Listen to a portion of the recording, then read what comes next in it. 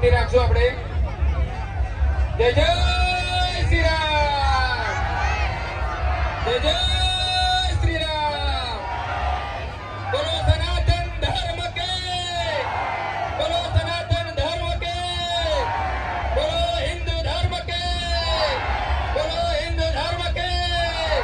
ભારત માતા કે, ભારત માતા કે. વંદે વંદે. જે લોકોને વંદે માતરમ બોલતા કાઢવું પડે છે એમને આપણે હંભળાવવાનું છે, બરાબર છે?